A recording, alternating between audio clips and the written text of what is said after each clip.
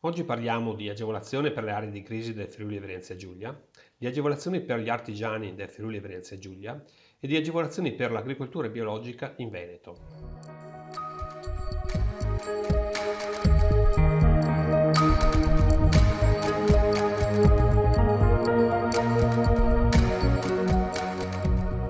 Benvenuto, sono Franco Rasotto e questa è Rete Agevolazioni News, un programma di informazione sulle opportunità che ci sono nelle agevolazioni e negli incentivi.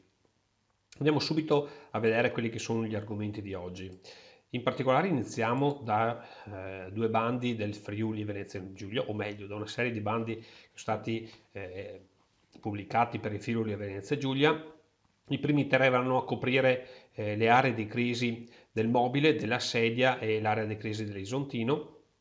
Hanno delle specifiche applicazioni, ognuno dei quali vuol dire, può essere trovata nel bando, quindi l'invito è a guardare sui link all'episodio per l'approfondimento necessario.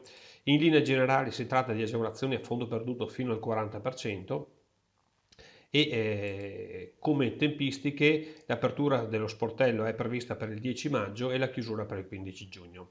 Nelle note dell'episodio trovate le specifiche per ognuna di queste norme.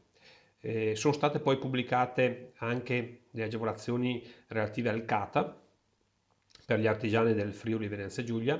Anche qui in linea generale si tratta di un fondo perduto che può arrivare fino al 40%, anche con delle cifre molto interessanti, e sostanzialmente si rivolge alle imprese di nuova costituzione e in questo caso abbiamo come spese ammissibili le spese legate sostanzialmente alla prima costituzione dell'azienda e all'avvio, quindi con acquisto di arredi per ufficio, acquisto di programmi informatici, consulenze per quanto riguarda il web marketing, quindi ecco una platea di spese ammissibili che è molto interessante. Nel caso specifico di questa norma il fondo perduto arriva al 50% e le spese ammissibili sono fino a 75.000 euro.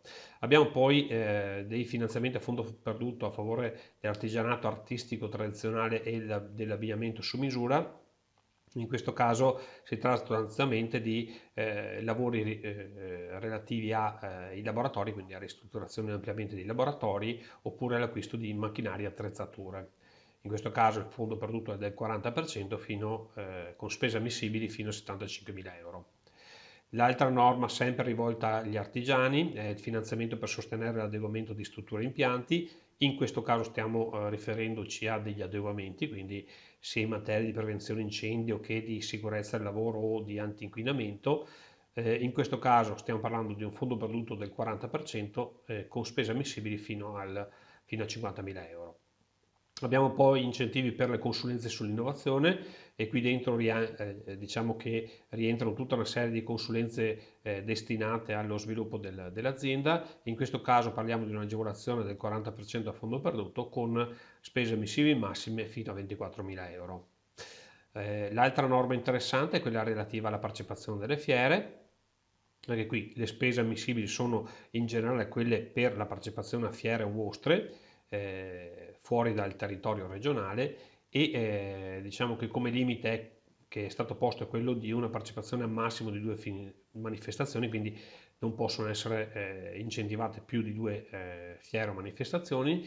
Il fondo perduto è del 40% con spese ammissibili massime di 25.000 euro.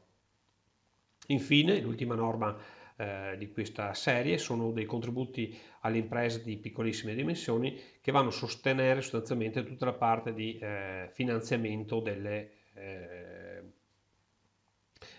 piccole imprese. In questo caso il contributo a fondo perduto è del 65% e ogni singolo intervento, ogni singola spesa ha dei sottolimiti particolari che vi invito ad andare a consultare direttamente nei link che trovate nelle note all'episodio.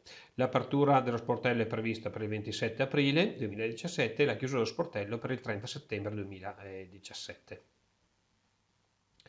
Passiamo infine alla norma, al bando pubblicato per il Veneto. Si tratta di un contributo a fondo perduto per il sostegno dell'agricoltura biologica e l'agricoltura di montagna.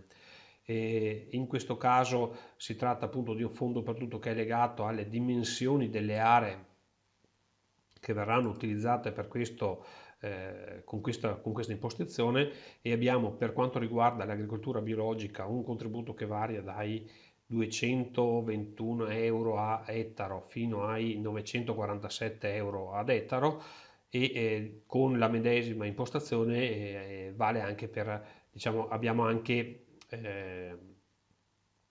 l'impostazione per l'agricoltura di montagna, quindi un contributo che viene commisurato agli ettari coltivati, utilizzati sostanzialmente. In questo caso la scadenza è prevista per il 15 maggio 2017, e anche qui trovate nelle note dell'episodio tutti i riferimenti per gli approfondimenti. Con questo per oggi è tutto. Se ti è piaciuto questo episodio ti invito a condividerlo e a cliccare il mi piace sotto all'episodio, e eventualmente se hai delle domande a riportarle appunto nei commenti. Vi ricordo che Rete Agevolazioni News è anche un podcast, e quindi potete trovarlo su iTunes o sugli altri canali che trasmettono i podcast, e potete abbonarvi gratuitamente attraverso quei siti. E questo è Rete Agevolazioni News, e io sono Franco Rasotto, e ci vediamo alla prossima.